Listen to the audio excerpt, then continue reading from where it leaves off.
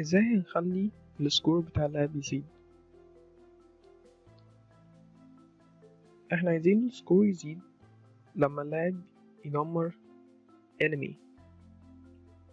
فايه الكود اللي بيتم تنفيذه لما اللاعب بيدمر enemy؟ الكود اللي بيتم تنفيذه لما البولت بتاعة اللاعب بتوصل وتعمل اصطدام مع الانمي، فالانمي بياخد دامج. احنا عايزين اللاعب يجيله سكور بمقدار الدامج اللي اداه للانمي، بمقدار الدامج اللي الانمي خده احنا عايزين اللاعب يجيله سكور بيه. هنيجي سكريبت، اول حاجة هنسحب السكريبتين ونحطهم في سكريبتس، اخر سكريبتين عملناهم. هنيجي عند player، هفتح فايل player،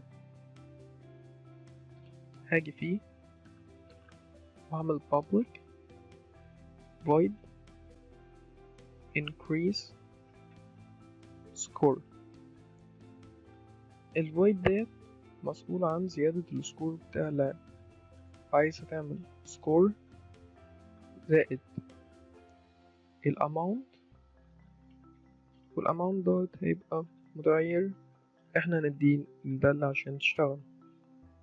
دلوقتي احنا عايزين لما الانمي ياخد دامج بمقدار معين يقوم منادي على الميثود ديت ويبعت لها مقدار الدامج اللي هو خده علشان السكور بتاع اللاعب يزيد بمقدار الدامج الانمي خده. فهاجي عند البولت، وده اللي فيه بنتحقق اذا كان فيه بولت ضربت الانمي ولا لا. هنيجي هنا لما البولت بتاعت البلاير، لما البولت تايب بتبقى بتساوي البلاير بولت واحنا اصطدمنا في انمي فمعناه ان احنا ضربنا انمي، عايزين نعمل find objects of type. عايزين ندور على السكريبت اللي اسمه بلاير، على السكريبت دوت، وهنعمل جواه ايه؟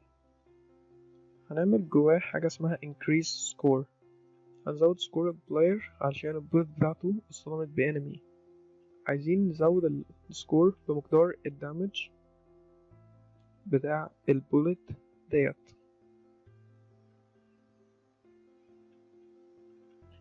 تمام، فهي دي الطريقة. لو جينا نرجع على player هنزود السكور. بعد ما نزود السكور عايزين نعمل update اليو اي علشان السكور في اليو اي يتحدث في نفس الوقت.